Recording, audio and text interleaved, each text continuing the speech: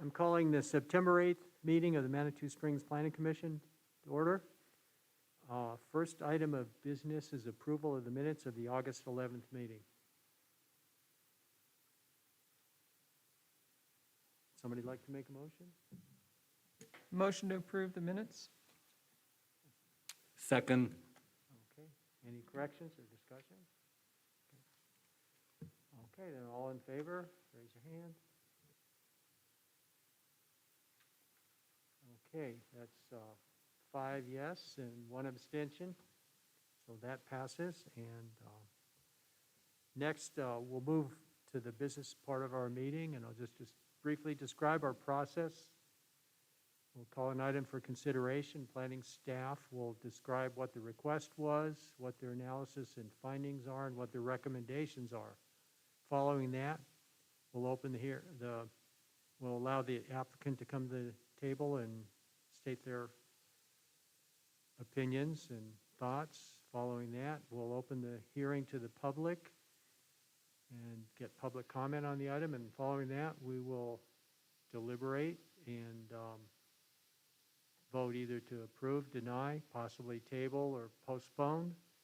And as we go through the process, we'll be guided by what's in the zoning code. We don't legislate. We can't make laws. We interpret what's in the zoning code. And as we go through the process, we'll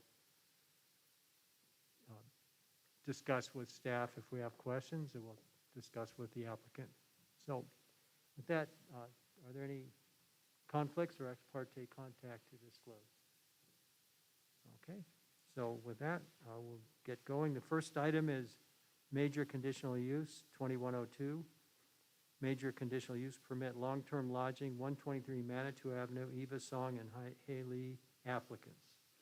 So there's a memo in your packet that explains that the applicants did withdraw the request. Actually, we had determined with the regional building department and the fire department that they were going to have to make significant upgrades to the property, such as sprinklering the buildings, not just even units, but entire buildings. And so after consideration of that, they decided they just couldn't do that. So they have withdrawn the request. Okay, thank you. And we'll move on to new business. The first items are variance 2110, a rear yard setback 7.6, where 25 feet is required, 11 Escondido Valley. Greg Conforti on behalf of Bart and Lori Combs, owners. And variance 2111, front yard setback 18 feet where 20 is required, same address and same applicant. Thank you. So the request is for both a front yard and rear yard setback variance. The front yard is over an existing garage area. And the way that we've interpreted our code over the years is that if you are going to propose more building mass than originally approved into a setback, then that also requires another variance. So basically, when we issue a variance, it's for the project as proposed at that time, not for any additional or future development that might still be within the same setback.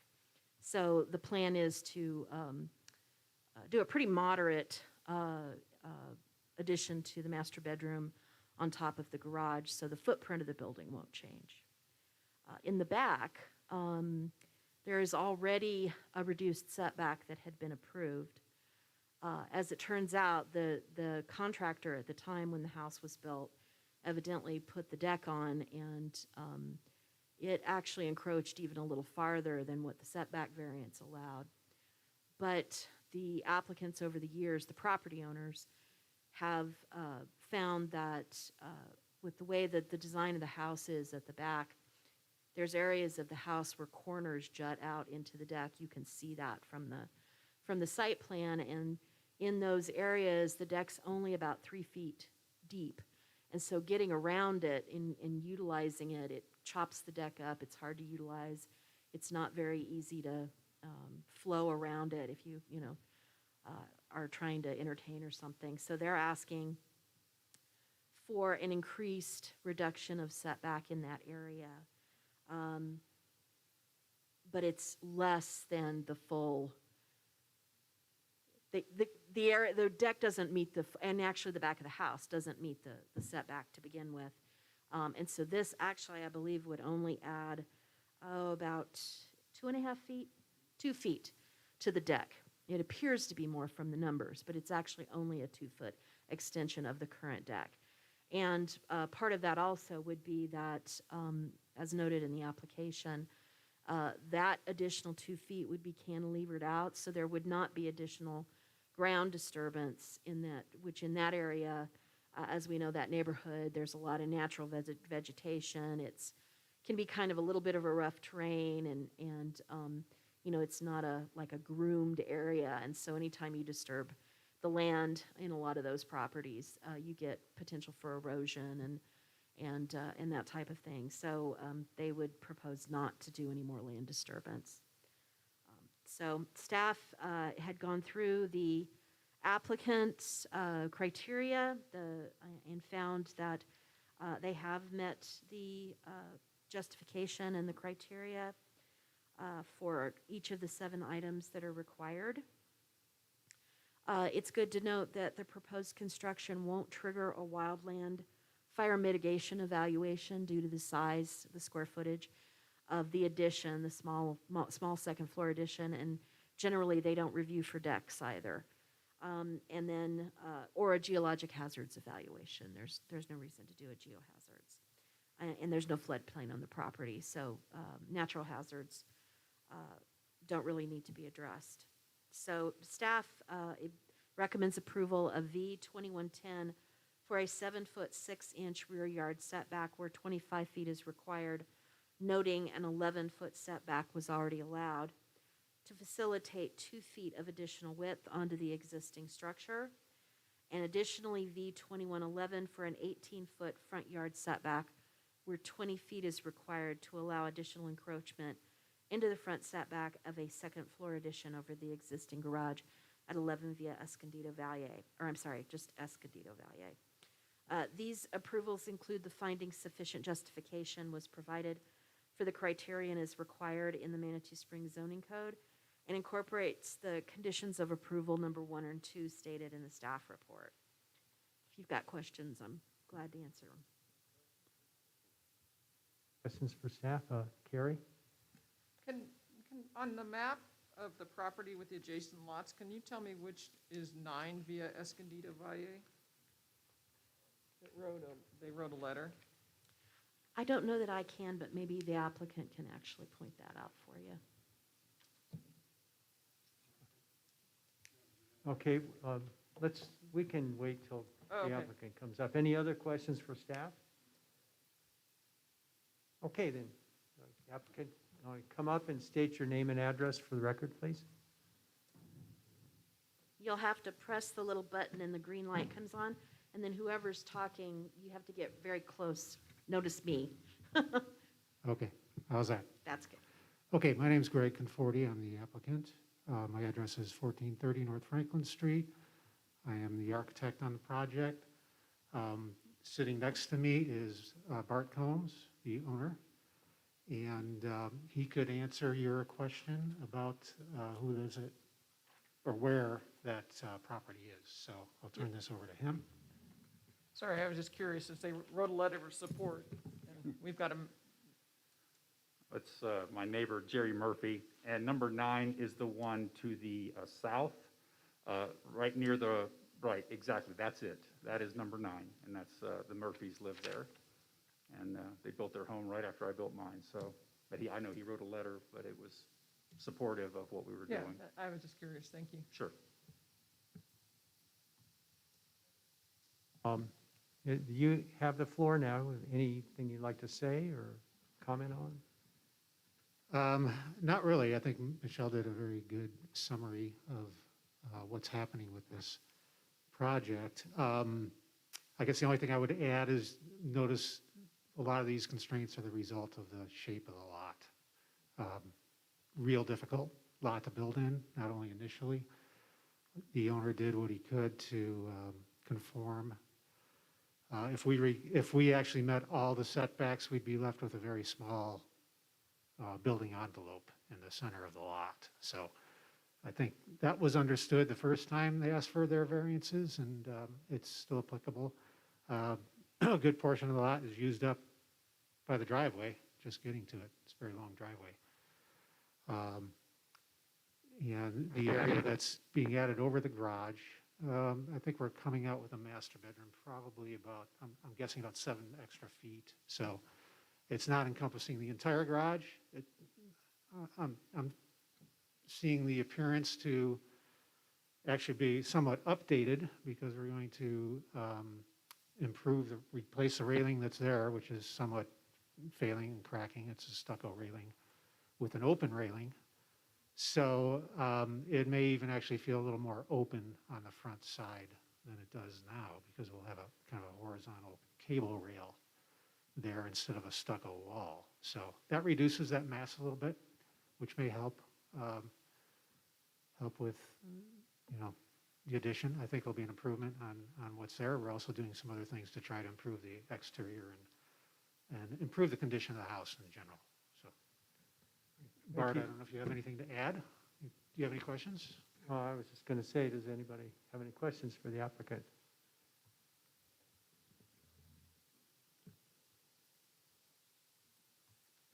Okay, if you have nothing else, then thank you. If we need answer any questions, we'll call you back. So, the public hearing is open now and to public comment, and seeing no public, I'll close the public comment period. And we're at the table. Any discussion or anybody like to make a motion? Now's the time. I'll make a motion to approve variance 2110 and variance 2111, front and rear yard setback variances.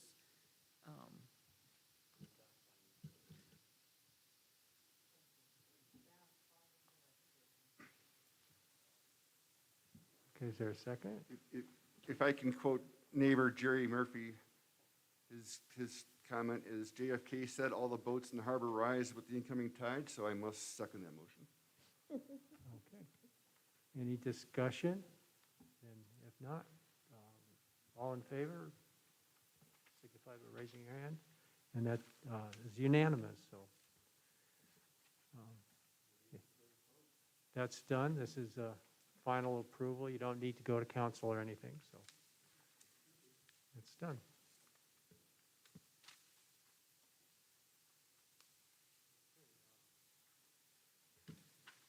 Next item is a subdivision waiver, 2101, subdivision waiver encroachment into no-build area, 325 Spring Street. James Murphy of Murphy Building and Remodeling, applicant on behalf of John R. Edgar, owner. The request is to postpone this to the October meeting to allow staff and the applicant and the owners to work a little bit on the application. I think there's some things they can do to strengthen their application, maybe look at some potential alternatives that could reduce the encroachment. So that's what I'm going to be working with them on. Is there a motion? Motion to postpone SW 2101 to the October meeting. I'll second that. Okay. There's a motion and a second. All in favor, raise your hand. The motion carries. Moving along, next item of business is rezone 2105, rezone Hillside Low Density Residential to Park, preliminary meeting 0 Topeka Avenue. And this is parcel 7405-203-075, the City of Manitou Springs applicant. So this is a city-owned parcel. Actually, it's owned with a nonprofit called Save the Flats.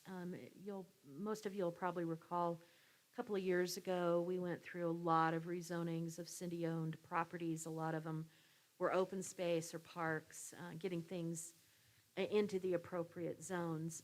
We actually thought that this one had been taken care of at the same time. There's another couple of lots up there that are also co-owned by the city and Save the Flats, and we actually had thought that they had all been done at the same time, but then Dylan actually has been going back and doing research on all the rezonings over the years and has found a couple of glitches, and this was one of them.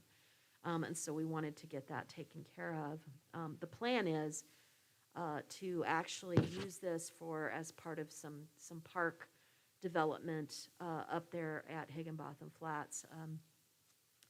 And the property also functions during emergency or disaster times. It has, it's where we've landed helicopters when there's had to be a helicopter response for like Flight for Life or something like that. And so that helipad function will remain and just be incorporated into whatever other improvements end up going up there. We don't have a solid plan yet, but getting it into the correct zone is kind of the first step. And then the Park and Rec Board will be working on plans for how they want to deal with those properties up there. So that's in a nutshell what the impetus behind this request is. And so if you have questions or you want to see additional information, what I'm hoping is at the end of this discussion, we'll set the public hearing for the October meeting. At that meeting, as noted in the staff report, I will be bringing more of a technical evaluation based on the rezoning criteria and the information that's required in the code for your review. And then hopefully you can make a recommendation to council. Any questions or thoughts for staff on this? We will be hearing this again.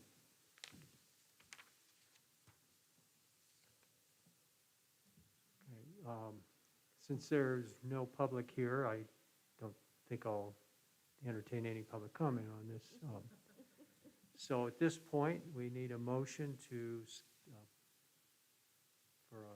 schedule a formal hearing next month.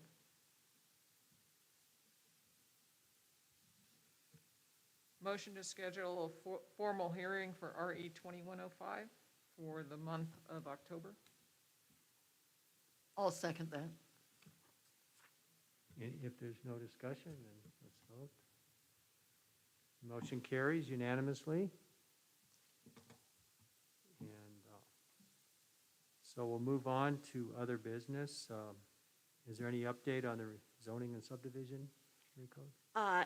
I've been reviewing, planning staff has been reviewing what they call Module 1, which is kind of the first chapter that they've drafted revisions to. Deals with the permitted uses, and I think a lot of things that you and City Council have been looking at. I'm supposed to meet with them tomorrow to go over comments and look at it with them. And then there's supposed to be a public, I think there's a public meeting on the 27th. And obviously there's another end of the month, into September, there'll be a meeting with, joint meeting with Council and Planning Commission. They're also going to be meeting with, Logan Simpson's going to be meeting with the Housing Advisory Board, talking about ADUs. That's kind of their near and dear to the Housing Board's heart. So they'll be talking with them this next week about ADUs and how that might move forward. So that's really the only update I have. I had been participating, in this, but I had not been taking the lead and, or, going to every meeting or anything. So it's been a little bit of a catch up, and we'll have to see, what scheduling can allow. But I know Jennifer with Logan Simpson she jumped right in and with the planning director leaving, has been handling meetings and doing things. So I think we're in good shape. We just need to get her the feedback that they need to be able to draft the code and have no surprises when we read the final version. So that's the only update I have. Thank you. Any questions for staff? Dave? Michelle, do we have an interim planning director yet? Not yet. So I'm just curious, how does the planning department handle this without a planning director? The code update's kind of a big deal, and I know that you and Dylan and Karen are all very busy. We're just going to do the best we can to provide the input from a staff standpoint. This actually was, when they started drafting modules, this was actually when I knew I was going to have to get more involved, because since I handle most of the day-to-day current planning, we wanted to make sure that, I evaluated things and gave feedback. So that's just going to have to happen. It needs to happen. And, ultimately, though, whatever the final decisions are, those are, planning commissions to recommend and city councils to approve. So even if it's something that I have concerns with, and I express that, and, if you all or council want to go a different way, then that's what happens, and then we'll just work with it. So, anyway, that's yeah, and hopefully we'll get an interim at some point sooner than later. Yeah. While we're on this topic, I do want to join David in thanking the team for stepping up yet again in a difficult situation of being understaffed. And I really appreciate you guys so much, your professionalism and dedication and commitment to this community. I also don't presume to speak on behalf of the Planning Commission as a whole, but I would like to say that for this one planning commissioner, that I want to express my deep gratitude for Planner Ames Lowenberg. I enjoyed working with her. She was professional all the time, showed good judgment, had a clear, incisive mind, was committed to the community, and I thought she was a fantastic planner, and I'm really sorry that she's no longer our planner, so I just wanted to say that. If either of you, Dylan or Michelle, see her, please convey my appreciation and thanks and gratitude to her. Absolutely.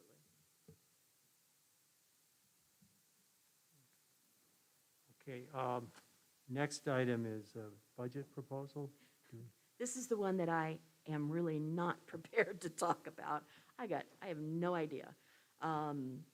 We had just started into budget, and so if there's anything that any of you in particular would like to see us try to include in the budget, if there are training opportunities that you feel that you've either missed out on or would like to participate in, but we haven't had the budget for much. We do have some budget. We always have some budget for commissioner training, but we generally don't have enough for commissioners, say, to go to APA conference or something like that. But if there's anything that you all would like to see us, or projects that would need to be funded, that you would like to give input on and have us try to get funding for, please let me know, and I'll try to carry that forward and at least put some dollar signs to it and see, how our total budget request, comes out. So. Sure, yeah, I think it's always beneficial to have training, and, sometimes CML has some online classes or self-paced things, and I think it's always good to do a refresher of things like, appropriate behavior for quasi-judicial boards and so on. Sunshine law, things like that. We all can always benefit from just Absolutely. going over that. So anything like that, I think, would be great. There's also, especially with COVID, a lot of online resources and a lot of actually free resources have been developed. And I've been aware of a lot more for Historic Preservation Commission because our certified local government representative up at the state sends information out on those, and they, send us webinar stuff all the time. But I am sure that there are resources available similar for planning commissions. And so we just need to maybe go online, do a little sleuthing and try to find some sources. And then there may be also some that do cost, but a lot of those are pretty low cost. So we'll try to find you all some of those resources, maybe have the attorney do some more, come and do another session. I think it's been a couple of years since we've done that. And then also, one of the things that I am trying to work on is our standard operating procedures. I'm hoping I can bring those back next month. And those will have some information about, electronic meetings, partial, we had some information back in the old days when you might, participate by speakerphone. We thought we were so technologically advanced. But I don't want to lose the experience that we've had and gained about how to do the Zoom meetings, the fully online meetings. Frankly, I think there's a lot of, that was a rising trend before COVID hit, and I think there's a lot that are going to go to more and more online participation. So as the world turns, we'll see how that goes. But so that's some of what we'll be doing. Any other thoughts? David? I might just pose a quick question to the other members on the commission. I have looked at council a couple times, and they have these retreats, and I don't know if they call it team building or whatever. Is that something that's of any interest to the rest of you? What I found out is that except for Mike and Tip, whom I've known for quite some time, I've just gotten to know the rest of you just with little bits and pieces. Now, I think we function very well under Alan's very able leadership for a long time, and maybe that's superfluous, but I was just curious. Other boards and commissions, the HPC tries to do an annual retreat. The Housing Board has done even a shorter kind of retreat. The Parking Board, when I was staffing them, I got them doing an annual retreat. And it was a good time to kind of sit and, let the ideas flow, talk about certain topics, but, be able to bring up things that you just don't have time to talk about or brainstorm. Now, you all have been doing some of that through this code revision. But once that's done, or, even not, it can be a really useful way to you can use it for doing some training, outside of this kind of venue and that kind of thing. So I could certainly look at asking for some money to be put in for a retreat. It's not a huge expense. We usually try to do them local and, have lunch or whatever. And then we could look at scheduling something, talk more about it and see what would be the most helpful. But if if you're interested at all, the main thing is try to get some money in the budget, and then we can figure it out. Yeah, I think that'd be a great idea. I'd suggest, anything like this, we wait until things are more stable with the leadership in the planning department, and Absolutely. maybe we're going to be it's going to be pretty busy with the code rewrite for the rest of the year, but certainly after that's done, I think it would be great. So putting it in the budget would be a great idea. Sure. Great, I'll do that. Michelle, not to rub salt into the wound, but is there any progress on short-term rentals? I know that Logan Simpson, that's another aspect that Logan Simpson is picking back up, to go to the public with short-term rentals, I think is what, I need to talk to them some more about what their plans are, Because I know there was some discussion at council and, at the joint meeting. But there's really not been, especially for short-term rentals, I feel like we need to have some sort of public focus, not just, come listen to us talk about the code, but really that one, because I could see that one getting down the road, and we're trying to go through adoption, and then people are like, what? You want to do what? And, then we end up in a, having an issue with things getting delayed. So they are talking about doing that along with the ADU discussion, because that also needs, I think, more public vetting. Okay, so the final item is a notice of council updates, action and updates. Sure. So the major conditional use for the coffee hut or treehouse coffee, that did pass. There was some concern by council regarding the second condition that addressed the city's access into Shriver Park. The intent, and this I explained to council last night, was never to try and make that applicant responsible for relocating, potentially having to relocate our access drive, because we do cut across private property. But the fire department can come in to the property from the single access that'll be left, and the owner at this point hasn't said that we need to get our access off his property. But the new Park and Rec director is going to approach the owner about trying to get an easement, so we don't have to worry about it in the future.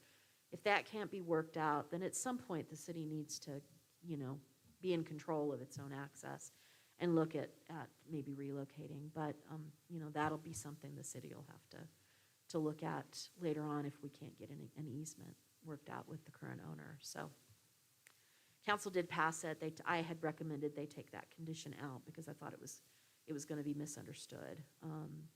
And so Gabriel Piper, the applicant, will start working on what he needs to do to get those accesses closed, and his CDOT access permit, and some rehab of the building, and just get all of that done. So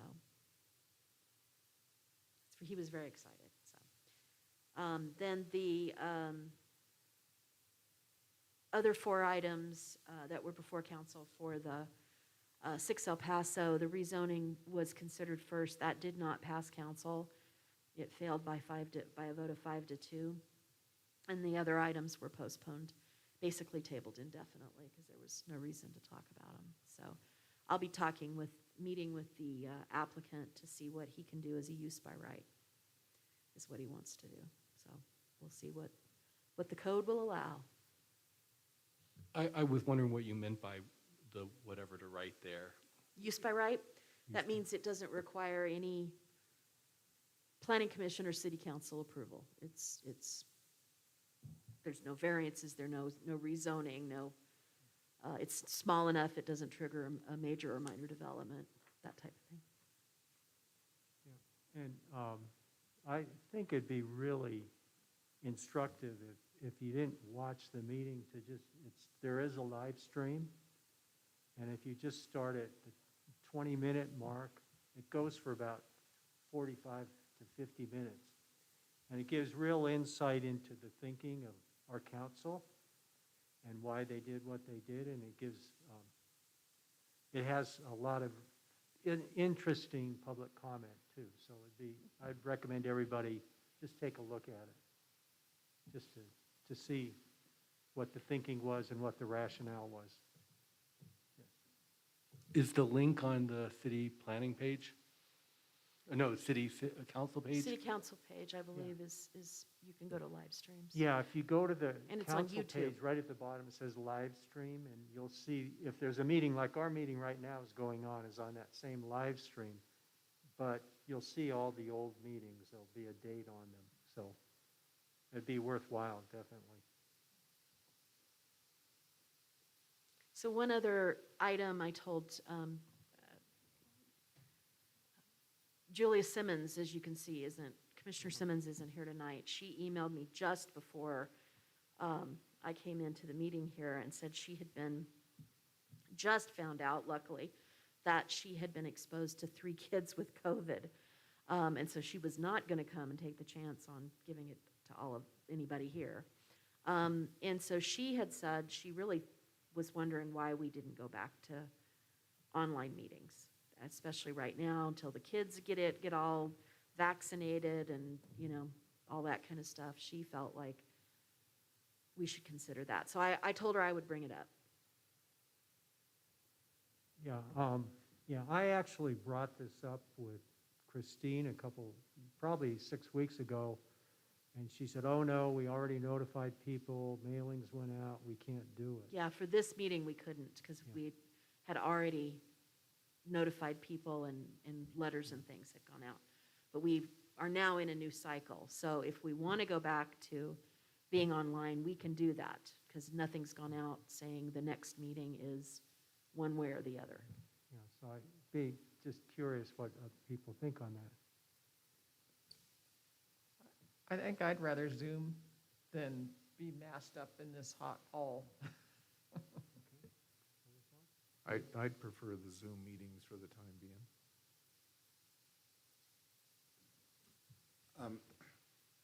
I understand the situation, but I prefer the in-person, especially if a topic is controversial. There's a lot, you get to see people's animation and expressions, and there's power with being face-to-face, but I understand we're in the middle of a pandemic, so I'll go along with the team. I prefer the face-to-face meetings, pretty much for the reasons that Mike said.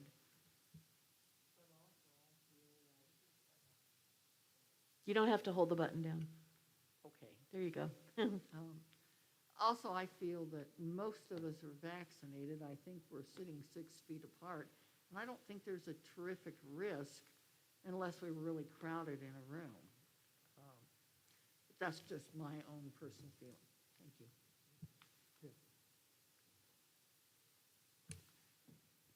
I don't have strong feelings either way. My preference would to be in person, much for the same reasons that have been discussed.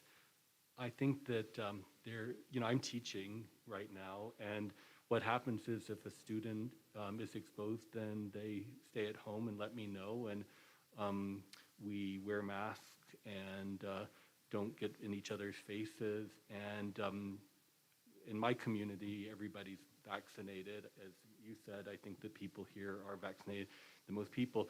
So to me, like if I were exposed, I just wouldn't come. That's one reason we would have the 3 alternates. But I don't have strong feelings about it. If we go back to Zoom, that's fine, but that wouldn't be my first choice. Okay, I'm, David? Well, I agree with the 3 of you. I much prefer in person, and I'm still old-fashioned enough that I'll drive a half an hour across town to talk to somebody in person, even though I could call them.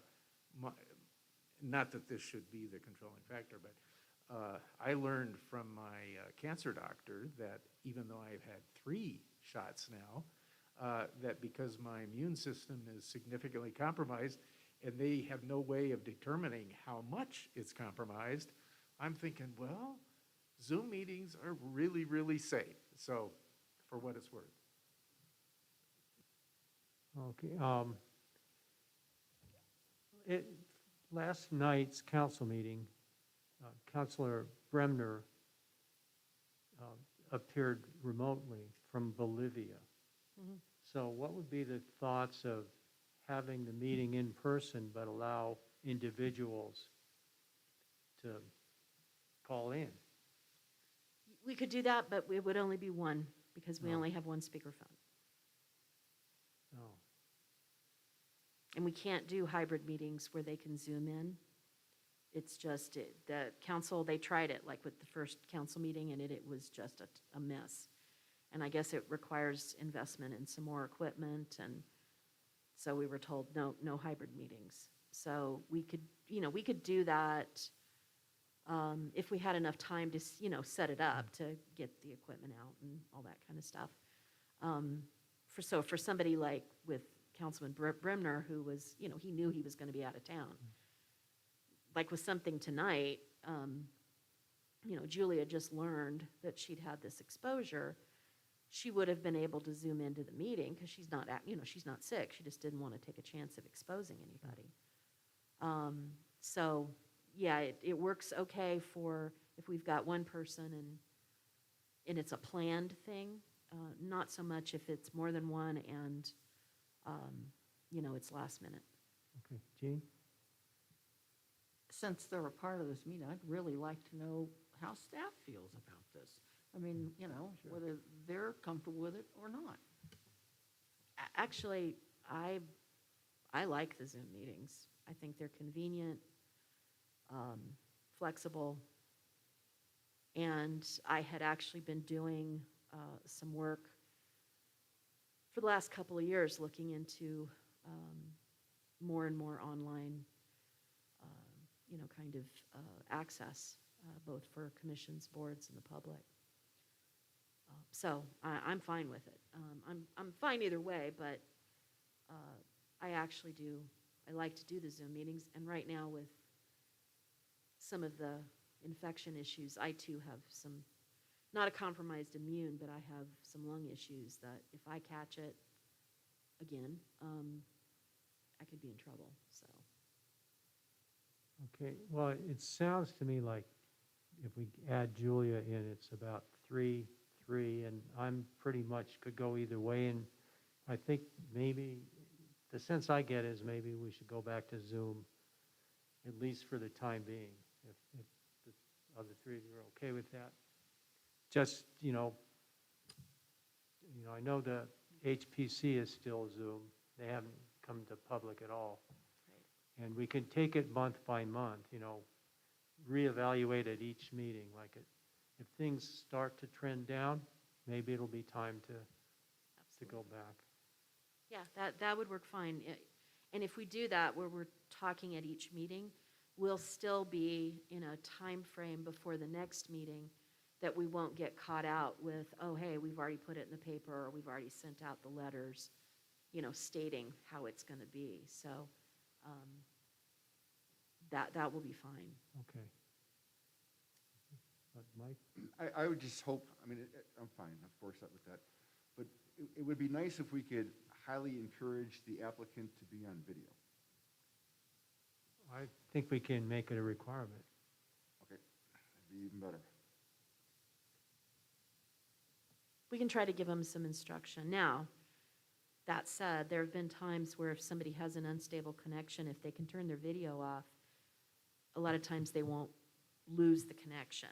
You know, I mean, there's circumstances that arise. Sure, I mean, I don't think it should be, you know, mandatory, but just highly encouraged. Or Yeah, we'll tell them that they need to try and make arrangements for that. And the other thing that I would like to do is, for those attendees at these Zoom meetings, I think it's respectful for them that when they speak, that we turn their video on. We put them on the panel, let them speak, take them off, if that's doable, if it's not too cumbersome. I mean, I do it all the time. I do Zoom meetings with family members, and it seems like it's not too cumbersome to do that. No, generally, you add them, yeah, I mean, that's what we were doing, and we are still doing at HPC. When we have either applicants or members from the public, we bring them in on the panel, let them, you know, say what they're going to say, and then move them back over to the audience. Great. I think that's a good plan for next month, and then we'll just see. And my hope is that we can burn the masks in 3 months, but who knows? So, if there's nothing else, oh, Jim? One thing that might be useful is that, you know how, Alan, you give the public an idea of the procedure at the beginning of every meeting? I almost wonder whether that might be useful with the Zoom meetings in terms of the technology and whatnot, because, for example, you might say, we have disabled chat, and so you're not able to use chat. When you would like to speak, when it's an appropriate time, we will bring you in. Please turn on your video, blah, blah, blah. because what I don't know, part of me might be a little, find this annoying, but every time in the past we've had these Zoom meetings, there are all these people like, oh, I don't know what to do, and are you here, you know, and all that, and you're like, oh, God, can we just get to the, you know, like, have you never been, I don't know, apparently people still don't do this until the one time they come in front of our committee. But I think to give them guidance about this is what you need to do, this is what you need to do, that might smooth the transition a little bit to the meeting. Yeah, that's a good comment, and we can certainly try and just be respectful that, you know, we live and breathe computers and technology, and not everybody does, but, so we'll have to be patient. But at the same time, it's a good thing to do that advice up front. We can certainly write something up that either can be read out, we could post it on our website, maybe next to the link, and then we can also give that to applicants. That's great. Good idea. Just to take it one step further, I always thought that the opening speech to these meetings should be written down as well. I mean, you do a great job, but if I had to do it, I don't know if I could, even though I heard it 1,000 times, I don't know if I could do it verbatim, and I think it should be spoken the same way at every meeting, just to protect something. Okay. We actually do have it. I've got it written down that I've used. It's Has it just ever been a while since. Has it ever been, I mean, I don't know how that evolved or where that came from, but. Oh, I do. Okay. Has it ever been critiqued by the powers that be, or does it need to be changed? Is it sufficient? It's a good question. I mean, it kind of got created based on some input that we had, you know, where you should say certain things and, you know, do certain things. And so it ended up kind of creating this format, so to speak. But I haven't had anybody look at it anytime recently. And actually, it's somewhat in the standard operating procedures, and that'll get reviewed by the attorney. So if he wants us to add anything or change anything, that'll be a good opportunity for that. Okay, perfect. Okay, anything else? Then this meeting's adjourned.